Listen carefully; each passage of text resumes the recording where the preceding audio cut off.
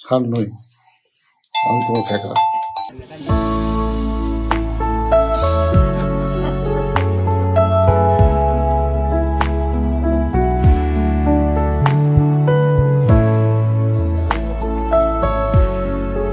একেবারে সিনেমার প্লট। ৩৭ বছর পর নিজের বাস্তু ভিটেতে পা রাখলেন অভিমান করে ঘর ছাড়া বিবেক চক্রবর্তী। আর এই ৩৭টা বছর পর পরিবারের সঙ্গে মিলিয়ে দিল এসআইআর।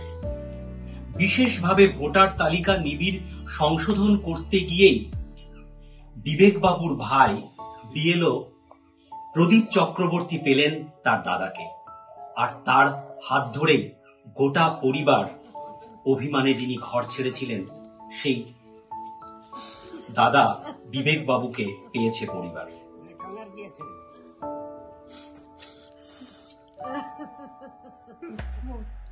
শনিবার রাত্রে মোটামুটি 8:30টার সময় একটা হোয়াটসঅ্যাপ মেসেজ আসে, বলতে হ্যালো স্যার।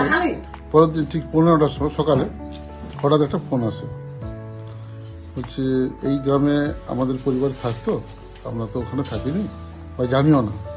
দেবনারায়ণ চক্রবর্তী বলে আপনি কাউকে চেনেন? আমি বললাম যে আমাদের গ্রামে 3টা দেবনারায়ণ আছে, আমি তাদের পরিবারের সকলকেই চিনি। তখন সেই সময় আলোক বলে একটা কথা উচ্চারণ করে। তখন আমি বলি ও তোমার বাবার নাম কি বিবেক চক্রবর্তী? হ্যাঁ স্যার করছে। হ্যাঁ স্যার আপনি কি ছেড়েন? হ্যাঁ স্যার আপনি কি ছেড়েন? তখন আমি বলছি স্যার নই, আমি তোমার কাকা। এই অবস্থার পর আমাদের কিছুক্ষণের জন্য আমাদের সমস্ত আমরা বাগরুদ্ধ হয়ে পড়ি। তারপর তো আমাদের বাড়িতে একদম খুব হইচই শুরু হয়।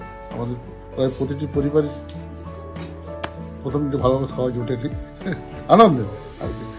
সমস্ত জায়গায় খবর হয়, তারপর আমরা খবরটা পাই।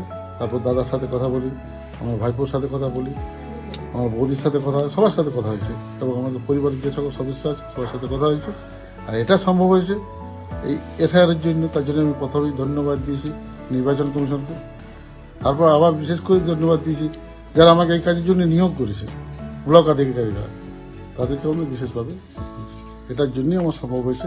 আমার দাদাকে আমি ফিরে পেয়েছি, আমার এবং আমার পরিবারের সকলে খুব খুশি। আজকে বাড়িতে এসেছেন। ৩৭ বছর পর বর্দার সঙ্গে দেখা হলো, কেমন লাগছে? খুবই ভালো, খুবই খুশি। উনি কি একই রকম আছেন? না, একটু পরিবর্তন হচ্ছে, অবস্থা একটু পরিবর্তন হচ্ছে।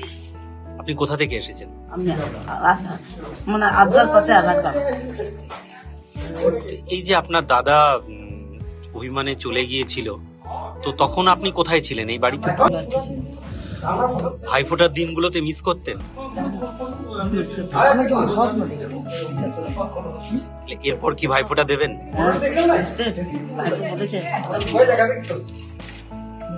কি বললেন দাদাকে? দাদাকে দেখে তো কান্না ছাড়া কি হলো? কান্না, দাদাকে দেখে মানে খুশির খুব কান্না আমাদের। কেন চলে গেছিলেন ঘর ছেড়ে? অভিমানে আমরা কিছু কিন্তু এখান থেকে কিন্তু কিছু আমরা জানি না, ভাষা প্রকাশ করা যাচ্ছে না। It is beyond my expectation. এখন খুবই ভালো লাগছে।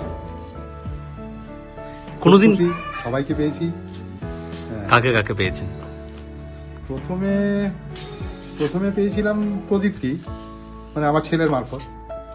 তারপরে সবাইকে পেলাম। মামা বাড়ি, আমার এই যে মামার ছেলে আছে, ওই আমাকে নিয়ে এসছে। সেই প্রথম যোগাযোগ করে আমার সঙ্গে বাড়িতে। বাড়ি এসে আর আবেগ সামলাতে পারছি না।